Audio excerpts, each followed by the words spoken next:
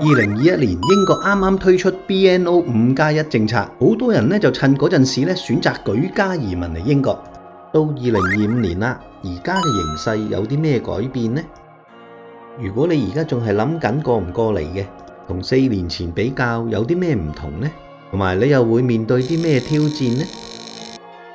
仲算唔算係講緊搭尾班車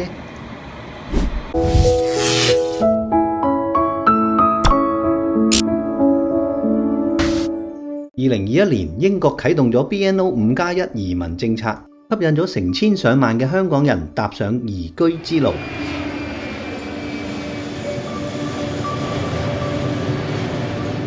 今日已經係2025年啦，形勢仲係咪一樣呢？你仲值唔值得犧牲晒香港嘅一切過嚟？又或者機會已經唔係好似以前咁樣？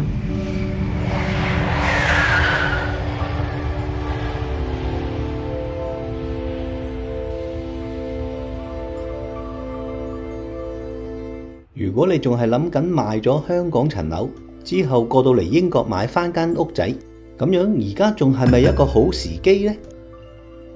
首先講下兩地嘅樓價比較先。我試下用香港太古城同埋英國嘅曼城為指標，分別喺2021年同埋2025年兩個地方嘅平均成交價去比較一下。喺2021年呢，香港太古城呢每尺嘅平均售價呢就賣緊2萬蚊嘅，去到而家2025年，而家賣緊每一尺呢大概係15,500蚊度，相差而家差唔多跌咗有22.5%。跟住睇下太古城喺2021年同埋25年一啲個別嘅買賣成交個案。喺2021年呢，太古城一間580尺嘅單位成交價係1150萬。嚟到2025年，今日一間583尺嘅單位成交價已經跌到去668萬，少咗482萬，下跌咗有成41.9%。跟住講下英國曼城呢幾年嘅樓價變化。喺2021年呢，英國曼徹斯特城呢嘅住宅平均價呢就係249000英鎊，嚟到而家2025年啦，平均價呢就係要32萬英鎊，升咗成71000英鎊，上升咗28.5%，喺4年之間增值咗接近30%。香港嘅樓價下跌，而英國嘅樓價就上升，咁樣一上一落嘅變化，其實嗰個差價都幾大嘅。對於正計劃嚟英國嘅朋友，諗住賣咗香港層樓，然後想喺英國又買返一間屋，對佢哋嚟講會產生一個好大嘅影響啊，尤其係現金流。跟住講下年齡同埋身體狀況嘅變化，對一啲年長嘅人士呢，都係需要一個考慮嘅因素。隨着個年紀越嚟越大呢，移民呢一件事呢，對體力同埋精力嘅要求都好高。我哋朋友之間呢，都經常會討論嘅，年紀越嚟越大呢，適應能力呢就會變得越嚟越差。唔止適應能力啊，身體狀況呢都可能會變差嘅，病痛都會多啲。咁樣呢，對醫療嘅依賴呢都會增加。雖然我認識嘅有好多嘅長者都可以能夠成功咁移民過嚟英國，但係對於好多人嚟講呢，可能都會覺得呢一動不如一靜。如果你喺香港習慣咗佢嘅醫療服務，例如睇開中醫嘅，過到嚟英國可能唔係咁容易揾返。如果你係年紀較大又正計劃緊移民，都一定會遇到呢一個問題，主要都係健康同埋體力呢一方面。跟住又講下小朋友升學嘅問題，呢一個亦都係非常重要嘅考慮因素嚟嘅。對於中小學階段嘅小朋友嚟講，如果佢哋仲未離開香港，可能而家已經開始準備或者係正就讀緊香港公開考試嘅課程，例如 DSE。如果而家帶佢過嚟英國，咁樣呢就會打斷佢喺香港嘅學習進度，需要重新適應。特別係對於即將要面對英國嘅公開考試，例如 GCSE 或者 A Level 嘅學生嚟講，喺一個短時間之內呢，同時要準備呢一啲考試呢係相當困難嘅。雖然有一啲學校呢可能會考慮到佢哋係國際學生嘅情況，會幫佢哋進行評估佢哋嘅適應能力，甚至可能會俾佢哋跳過 GCSE 直接讀 A Level， 但係對佢哋嚟講呢，仍然係一個好大嘅挑戰嚟嘅。特別係對於正在準備公開考試中途轉軌嘅小朋友，相比之下呢，應該係越早帶個小朋友過嚟英國係會越好嘅。例如果喺英國可以早啲入讀小學嘅小朋友，喺語言方面咧會學得好快，又可以同啲同學仔快啲熟啲，認識同埋建立本地嘅文化。所以越早過嚟咧，應該係對小朋友嘅適應能力嗰方面咧會幫助大啲。跟住講下社會嘅適應同埋負面嘅資訊影響，其實都係一個挑戰嚟嘅。經過呢幾年咧，一啲過去香港人覺得咧唔可以接受嘅社會變化，可能已經開始慢慢無奈咁樣地接受咗啦。同時呢幾年香港集中聽到好多關於英國嘅負面新聞。例如治安變得好差啦、搶手機啦、罪案增加、生活成本飆升等等，呢一啲聽起嚟令人好擔心嘅消息，一定會影響正在猶豫緊過唔過嚟英國嘅香港人嘅決定。移民本身就唔係一件好簡單嘅事啊，充滿挑戰，需要你自己個人、兩公婆同埋整個家庭共同努力去克服嘅。雖然有咁多嘅負面情況，其實喺英國一直都存在。我絕對認同呢一啲負面嘅新聞會影響到你嘅決定。仲有最近期嘅政策環境變化，最令人擔憂嘅就係英國本地同埋全球嘅範圍內都掀起一陣叫做反移民嘅風氣。雖然呢一種排外同埋反移民嘅想法唔一定係針對 BNO 香港人，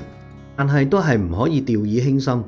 另外，最近英國地方嘅選舉顯示到 Reform UK 呢個傳統嘅小政黨嘅支持度大幅提升。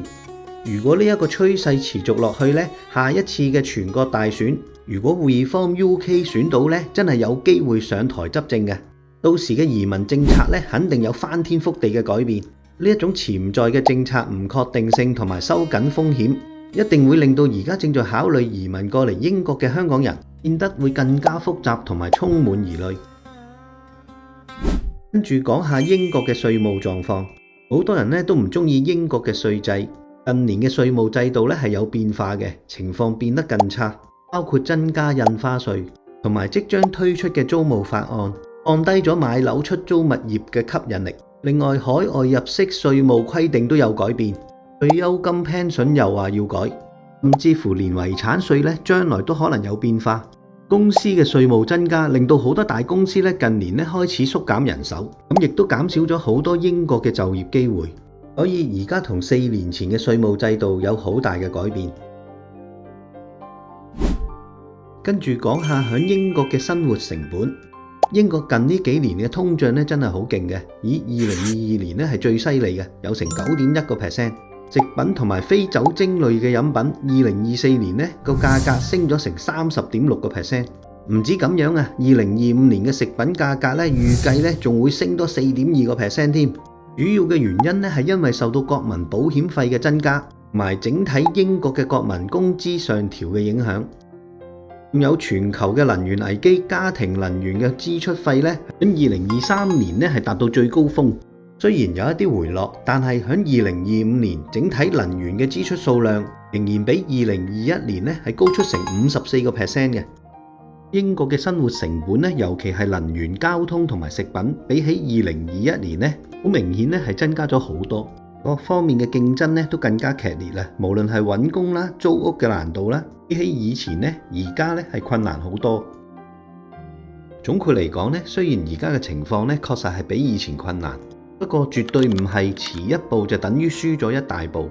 2021年初大家都係喺度探索中嘅，資訊又混亂啦，移英嘅群組就流言四起。到咗而家你有大量嘅 YouTube 嘅資訊、社交媒體同埋政府網站，仲有好多香港人嘅支援組織都有好清晰嘅指引。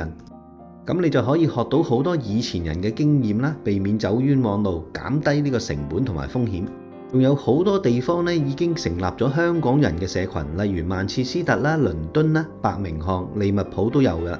喺食嗰方面唐餐館喺呢度都唔難揾嘅。另外你會發現喺你屋企附近一定會揾到有一間香港人開嘅茶餐廳。同我當初4年前嚟英國嗰陣時真係好唔同。而家無論係小朋友返學啦、成年人揾工或者租屋，都好容易揾到資訊，又有得問，又有人幫手。而家一定係比以前更加容易融入生活，唔再係孤軍作戰。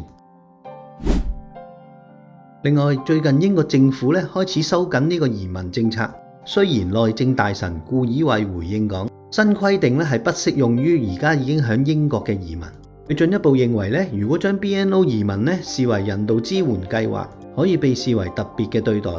但係亦唔排除被視為一個普通嘅移民方案，有機會同其他移民嘅申請一視同仁處理，即係話永居條件由5+1增加到去到10+1。雖然白皮書頒布之後咧，具體嘅政策咧仍然係需要經過進一步嘅諮詢同埋立法程序，